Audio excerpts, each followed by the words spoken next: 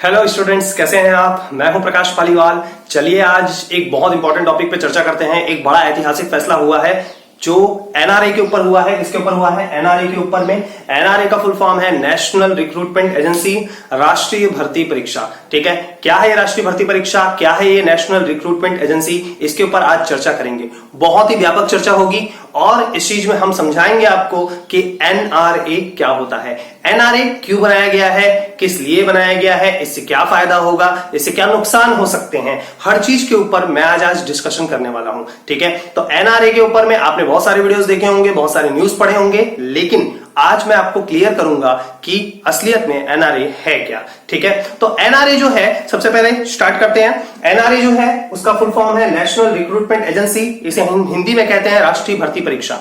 जैसा कि आप लोग जितने लोग भी हैं सभी लोग कोई ना कोई एग्जाम दिला चुके हैं, या ये जो वीडियो देख रहे हैं वो लोग वही वीडियो देख रहे होंगे जो एग्जाम दिलाते हैं या एक एस्पिरेंट्स होंगे। ठीक है, या किसी न किसी एग्जाम में क्वालिफाई कर रहे हैं। जैसा कि हम सब जानते हैं कि रिसेंटली एनटीपीसी का एग्जाम हुआ था। ठीक है, एनटीपीसी का फॉर्म भराया गया था, लेकिन एग्जाम अब तक नहीं हुए हैं। एनटीपीसी के एग्जाम जो नहीं हुए हैं, इनमें सबसे बड़ी कमियां ये है कि रेलवे कहीं ना कहीं क्या कर रहा है, लेट लतीफी कर रहा है, कहीं ना कहीं उसकी कुछ ना कुछ कमियां हैं। ठीक है, और हर जो एग्जामिनर है, ठीक है, जो एग्जाम लेने वाला है और जो एग्जाम देने वाला है, दोनों परेशान है। क्यों परेशान है? क्योंकि बच्चा जो है वो इसलिए परेशान है क्योंकि उसके एग्जाम हो नहीं रहे हैं, उसने फॉर्म भर दिया है, लेकिन कहीं ना कहीं एग्जामिनर की गलती है। एग्जामिनर इसलिए परेशान है क्योंकि वो खुद आरआरबी उसे कंडक्ट कर रहा है। कौन कंडक्ट कर रहा है दोस्तों? आरआरबी। लेकिन जब तक उसे आगे से परमिशन नहीं मिलेगी तब तक वो कुछ नहीं कर पाएगा। तो कहीं ना कहीं एक सिस्टम का फेलियर है कि एनटीपीसी का एग्जाम 2018 में निकलने के बावजूद भी 2020 होने को जा रहा है, लेकिन उसका एग्जाम का कोई चांसेस नहीं है। ये सिर्फ एनटीपीसी की बात नहीं है या आरआरबी की बात नहीं है। ठीक है दोस्तों, सभी जगह पे यही हाल है। आप अगर एसएससी की बात करें, एसएससी में एसएससी सीजीएल होता है, एसएससी सीएचएसएल होता है, ठीक है, एसएससी एमटीएस होता है, और एसएससी में बहुत सारे अलग अलग वैकेंसीज निकलती रहती है। लेकिन सबसे इंपॉर्टेंट चीज ये है कि यहां पर क्या हो रहा है कि ये बिल्कुल अपने एग्जाम सही तरीके से कंडक्ट नहीं करा पाते, और ये सारी चीजें जो है वो गवर्नमेंट ऑफ इंडिया को पता है। गवर्नमेंट ऑफ इंडिया के जो एचआर मिनिस्टर्स हैं हमारे प्रकाश जावड़ेकर, उन्होंने और उनकी कैबिनेट ने नरेंद्र मोदी की अध्यक्षता में जो बैठक हुई थी उसमें यह ऐतिहासिक फैसला लेते हुए ये बोला गया है कि एनआरए का गठन किया जाएगा। एनआरए की चर्चा जो है वो बजट में की जा चुकी थी। बजट मतलब जो हमारे जो इंडियन बजट आता है उसमें ये चर्चा की जा चुकी थी कि एनआरए आएगा। ठीक है, लेकिन एनआरए का स्वरूप कैसा होगा, स्ट्रक्चर कैसा होगा, उसके बारे में अभी बताया गया है।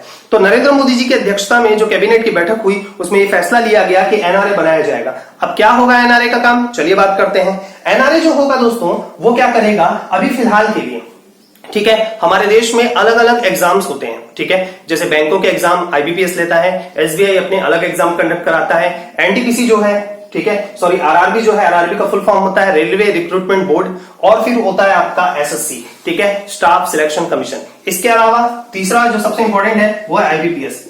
इसके अलावा बहुत सारी ऑर्गेनाइजेशंस हैं जो एग्जाम कंडक्ट कराती है। ठीक है, तो जो एग्जाम कंडक्ट कराती है दोस्तों, उनमें सबसे खास चीज ये है कि ये सब अपना अलग अलग फीस लेते हैं। जैसा कि अगर हम देखते हैं आईबीपीएस जो होता है, जब वो बैंकिंग के एग्जाम लेते हैं तो 750 रुपीज पर कैंडिडेट फीस होती है। हाईएस्ट फीस की मैं बात कर रहा हूं। एसएससी की फीस लगभग 250 से 300 के बीच में होती है, कहीं कहीं 100 फीस भी होती है। ठीक है, आरआरबी की बात करें तो लगभग 200 रुपए की या 150 रुपए की फीस होती है। अगर आप कहीं साइबर कैफे से भरने जाते हैं तो यह आपको लगभग 300 रुपए या ये आपको और ज्यादा पड़ जाता है। तो ये इसलिए क्या होता है कि यहां पर ये समझना है कि इसमें क्या बदलाव होने वाले हैं। यहां पर इतनी सारी फीस देने की वजह से, ठीक है, इंडियन गवर्नमेंट ने समझा कि जो गरीब परीक्षार्थी हैं, जो वाकई में परीक्षा की तैयारी कर रहे हैं, उनके लिए एक फीस का ही कॉमन एक फीस होनी चाहिए ताकि उन्हें हर जगह ना जाना पड़े।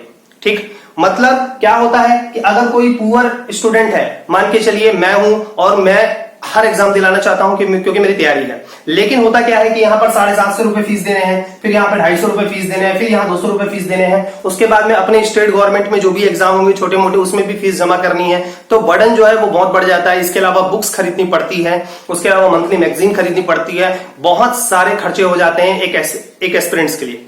तो इंडियन गवर्नमेंट ने इस चीज को सुधारने के लिए एनआरए में, नेशनल रिक्रूटमेंट एजेंसी में डिसाइड किया है कि अब स्टूडेंट को केवल एक बार ही फीस देनी पड़ेगी। ठीक है, दूसरा जो इसमें सबसे खास चीज किया गया है वो क्या है वो मैं आपको बताता हूं। इसमें जो सबसे खास चीज ये की गई है कि एक स्टूडेंट को एक जगह से दूसरी जगह जाने के लिए ट्रेवल करना पड़ता था, बहुत ज्यादा लंबा ट्रेवल करना पड़ता था, क्योंकि ऑनलाइन जो एग्जाम्स होते थे, जैसे अगर हम बैंकिंग की बात करें तो ये बड़े शहरों में ही कंडक्ट होते थे। जैसे मान के चलिए अगर कोई स्टूडेंट जो है वो नागपुर का है, लेकिन नागपुर से उसका गांव जो है वो लगभग 200 किलोमीटर दूर है, लेकिन नागपुर डिवीजन के अंदर आता है, तो उसे नागपुर आना पड़ता था। वो मेंटली स्ट्रेस हो जाता था, बिल्कुल परेशान हो जाता था। सुबह आना, सुबह 9 बजे जो पेपर होता था उसके लिए उसे रात को पहुंचना पड़ता था, फिर वो रात भर जगता था ताकि वो सेंट्रल हॉल पहुंच सके। लेकिन एनआरए में ये बोला गया है कि एनआरए की जो एजेंसी होगी, एनआरए जहां होगा वो हर डिस्ट्रिक्ट में लगभग इंडिया के हर डिस्ट्रिक्ट में एनआरए का एक क्या होगा, ऑफिस होगा, और वही ऑफिस में ही, ठीक है, वही ऑफिस जो है उसी डिस्ट्रिक्ट में क्या करेगा, एग्जाम कंडक्ट कराएगा। मतलब अब जो है उसे वहीं पहुंचने के लिए क्या करना पड़ेगा, मतलब ज्यादा लंबा ट्रैवल नहीं करना पड़ेगा और ये चीजें बहुत आसान हो जाएंगी। क्या करेगा एनआरए, चलिए इसके ऊपर डिस्कशन करते हैं। एनआरए क्या करने वाला है, ठीक है, ध्यान से समझते हैं। एनआरए क्या करने वाला है, ये तो बात हो गई कि स्टूडेंट को क्या फायदा होगा, ठीक है, ये फायदे की बात हो गई। लेकिन अब फायदे के साथ में एनआरए करने क्या वाला है। एनआरए जो है वो एक एग्जाम कंडक्ट कराएगा जिसका नाम होगा सीईटी। क्या नाम होगा दोस्तों, सीईटी नाम होगा, ठीक है। और अभी एनआरए के अंदर में 3 ही बॉडीज को शामिल किया गया है। पहला है आईबीपीएस, दूसरा है आरआरबी और तीसरा है आपका एसएससी, ठीक है। आईबीपीएस, ठीक है, Indian banking personal selections, railway recruitment board और स्टाफ सिलेक्शन कमीशन, इन 3 बॉडीज को ही शामिल किया गया है किसमें, एनआरए में। और आगे चल के किसी न किसी और बॉडी को भी शामिल किया जा सकता है, ठीक। लेकिन एक चीज मैं आपको बता रहा हूं, ये बॉडीज खत्म नहीं होगी, इसको इसमें शामिल किया गया है। लेकिन आईबीपीएस, आरआरबी और एसएससी शामिल, मतलब वो खत्म नहीं होने वाले, वो यथावत बने रहेंगे, जैसा है वैसे ही रहेंगे। आगे मैं आपको समझाता हूं, ठीक है दोस्तों। तो सीईटी जो होगा उसका फुल फॉर्म होगा कॉमन एलिजिबिलिटी टेस्ट, ठीक है। ये जो एग्जाम पैटर्न होगा ये ऑब्जेक्टिव बेस होगा।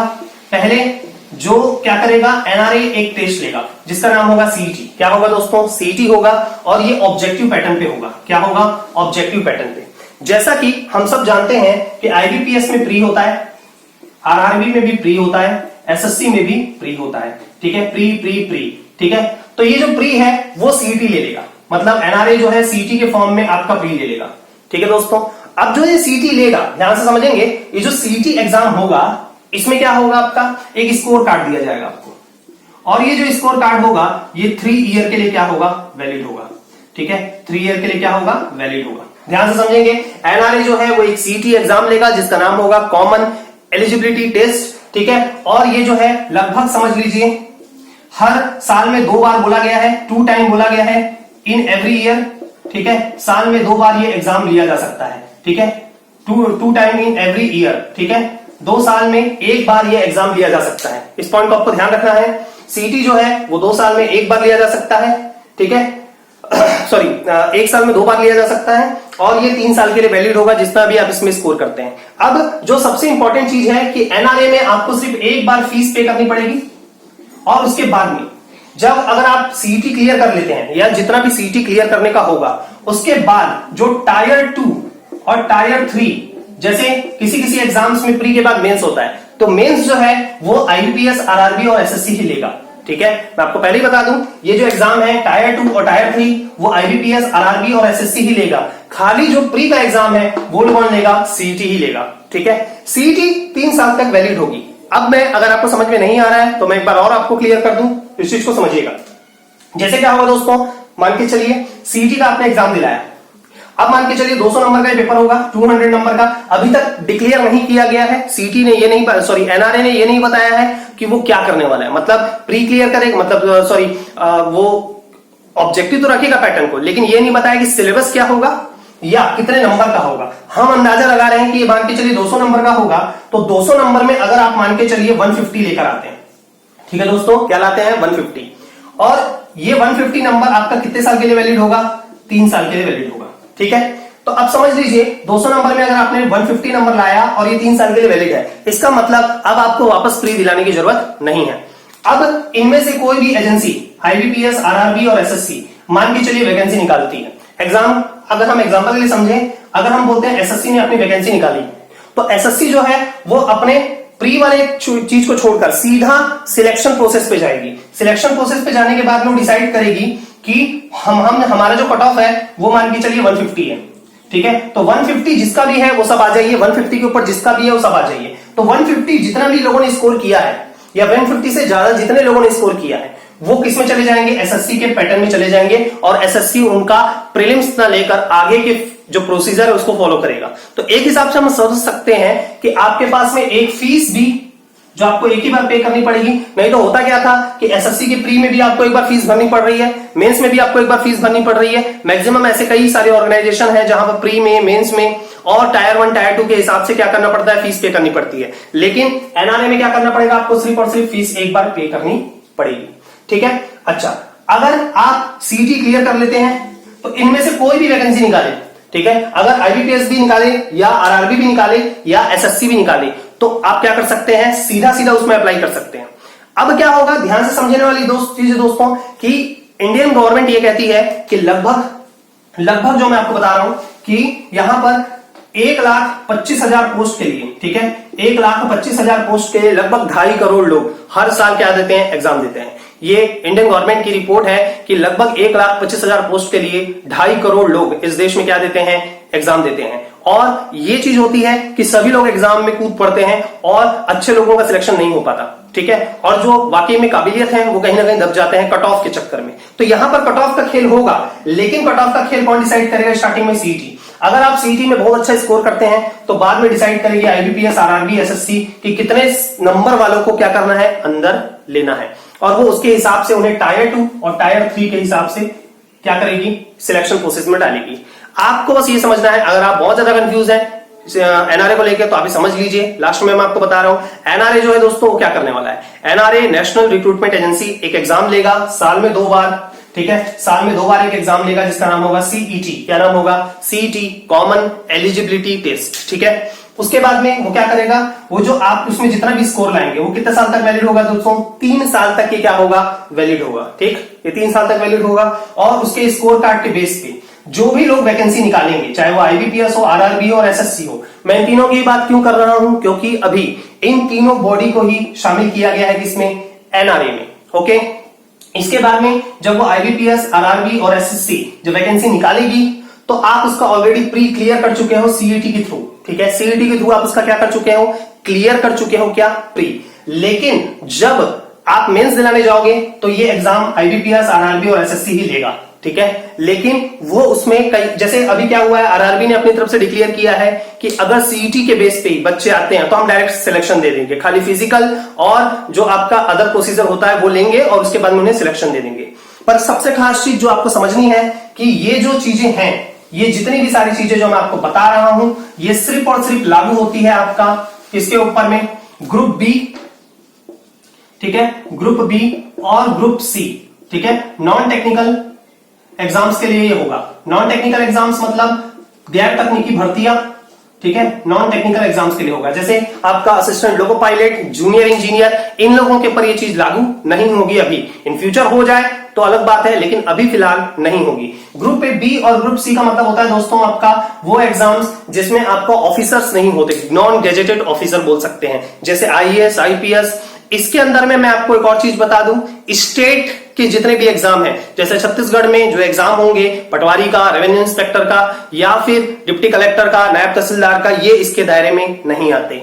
लेकिन इंडियन गवर्नमेंट ने कहा है आगे चल के स्टेट भी इसे फॉलो करे, ठीक है, क्योंकि स्टेट के ऊपर डिपेंड करता है कि वो इसे फॉलो करता है कि नहीं करता है। लेकिन सेंट्रल के सारे एग्जाम में ये सारी चीजें हो रही हैं, ठीक। इसके अलावा जो सबसे खास चीज है, ठीक है, एनआरए की हर डिस्ट्रिक्ट में एक ऑफिस होगा, ठीक है, हर डिस्ट्रिक्ट में एक ऑफिस होगा और सारे एग्जाम जो होंगे दोस्तों ऑनलाइन होंगे। क्या होंगे, ऑनलाइन एग्जाम होंगे, ठीक है। और इंडिया को ऑनलाइन एग्जाम की ओर बढ़ाने का ये एक बहुत अच्छा कदम हो सकता है, ठीक है। और ऑनलाइन एग्जाम में पारदर्शिता भी बहुत ज्यादा होगी, ट्रांसपेरेंसी भी बहुत ज्यादा होगी, मतलब करप्शन होने के चांसेस बहुत ज्यादा क्या है, कम है।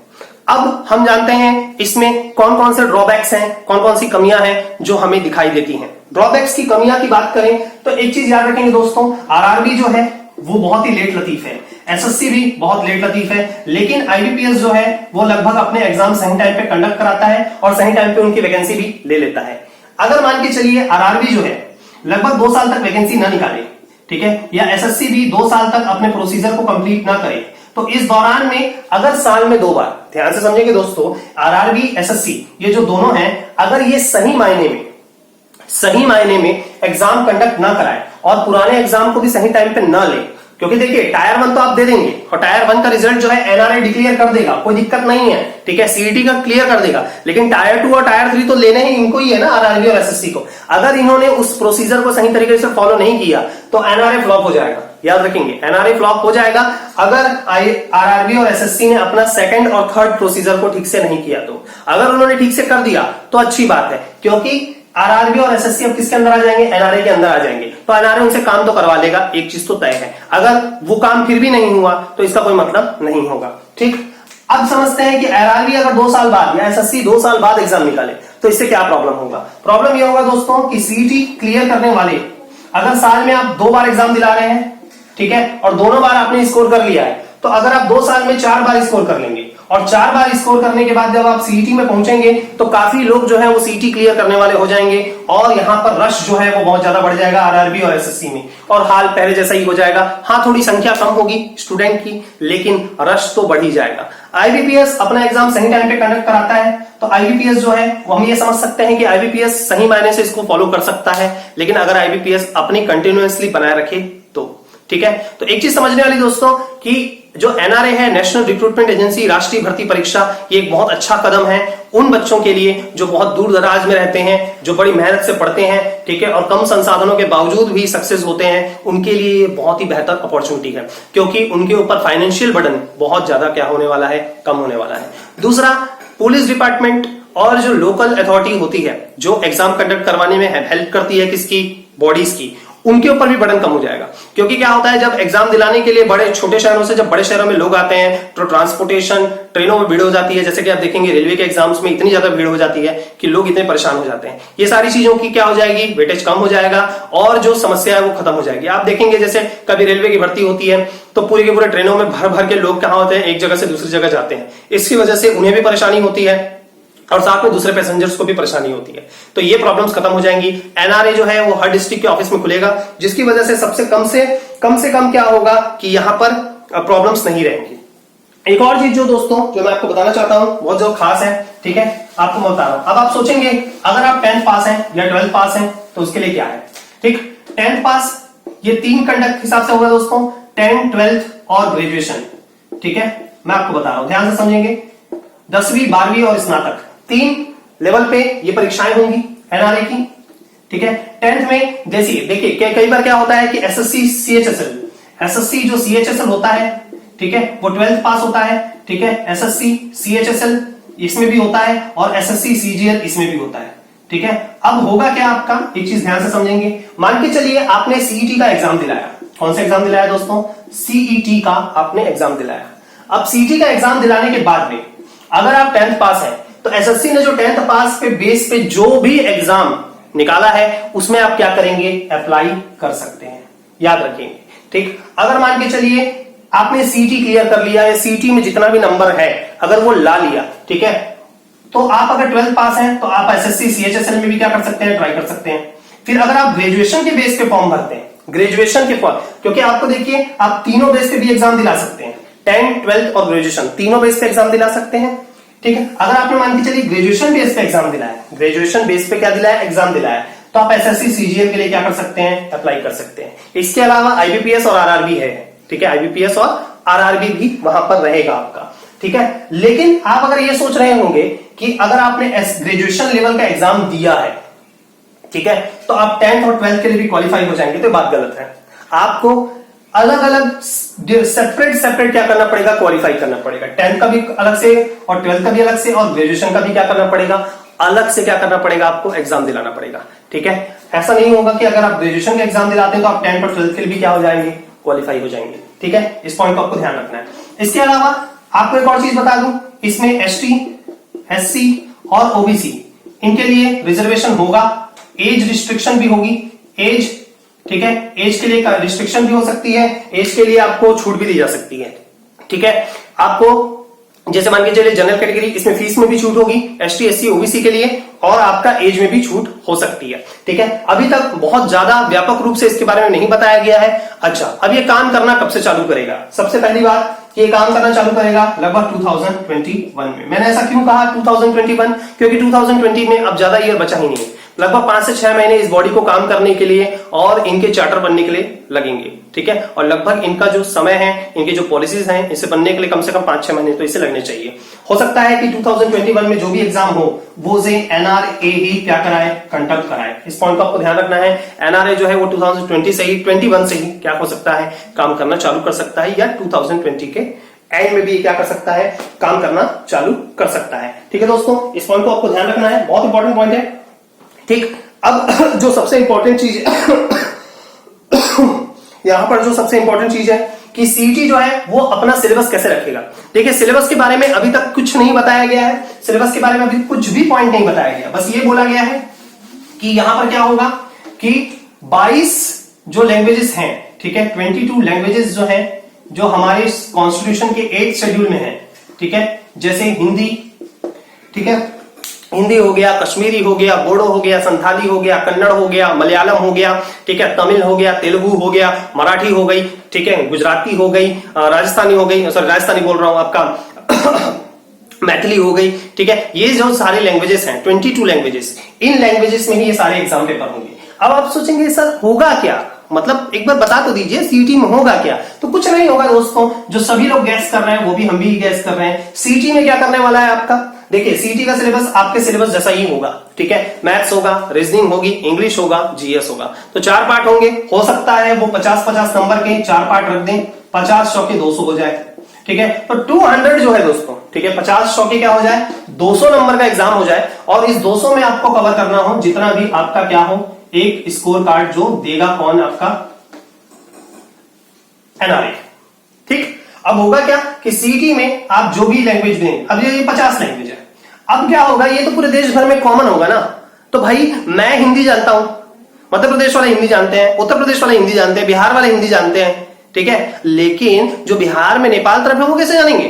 तो भैया उनके लिए है ना मैथिली लैंग्वेज, ठीक है। मैथिली जो है वो बिहार के नॉर्थ में बोली जाती है, तो मैथिली लैंग्वेज में ही उनके ये पूरे 200 क्वेश्चन होंगे। अब समझ में आया दोस्तों, बहुत इजी है, ठीक है। अगर तमिलनाडु वाले तमिल लोगों को ये चीज समझ में नहीं आ रही तो तमिल लैंग्वेज में भी 200 नंबर के क्वेश्चन होंगे।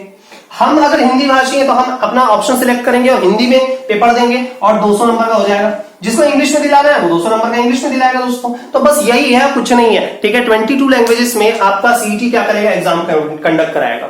50-50 नंबर के 4 सेक्शन होंगे, ये अंदाजा है, मैं आपको पहले बता दूं ये अंदाजा है, ठीक है। ऐसा ही होना चाहिए, क्योंकि अगर वो डिफरेंट कुछ डाल देगा तो कैंडिडेट के लिए भारी पड़ जाएगा, ठीक है। अब कैंडिडेट मैथ्स, रीजनिंग, इंग्लिश और जीएस पढ़ता है, ठीक है, किसके लिए, अदर एग्जाम के लिए, और सीईटी में अगर अलग सिलेबस हो जाए तो प्रॉब्लम्स हो जाएंगी। इसलिए सीईटी अपना सेम सिलेबस रखेगा उनके जैसा है और टफ रखने की कोशिश करेगा, ताकि जो भीड़ है, लगभग मान के चलिए 1 करोड़ लोग फॉर्म भरते हैं, तो उसमें कम से कम वो छांटने की कोशिश करेगा कि सही तरीके से कैंडिडेट को छांट दिया जाए। हमेशा ऐसा ही होता है, प्री में बहुत लोग फॉर्म भरते हैं, लेकिन मेंस जाते जाते वो संख्या क्या हो जाती है, सही कम हो जाती है। मतलब मेंस में वही लोग पहुंचते हैं जो वाकई में काबिल होते हैं और जो सही तरीके से फॉर्म भर रहते हैं। नहीं तो हमारे देश में मैक्सिमम लोग इसलिए फॉर्म भरते हैं क्योंकि भाई तू भर रहा है तो मैं भी भर दूं, ठीक है। तो उस प्रक्रिया को खत्म करने के लिए पहले प्री होता है, लेकिन क्या हो रहा है कि वो जो खर्चे हैं, वो प्री के जो खर्चे हैं वो बहुत ज्यादा हो जाते हैं, बर्डन बहुत ज्यादा हो जाता है। तो इसलिए क्या कर रहा है, सीईटी जो है वो सारे देश में कंडक्ट कराया जाएगा, ठीक है। और इसे कंडक्ट कराएगा कौन, नेशनल रिक्रूटमेंट एजेंसी।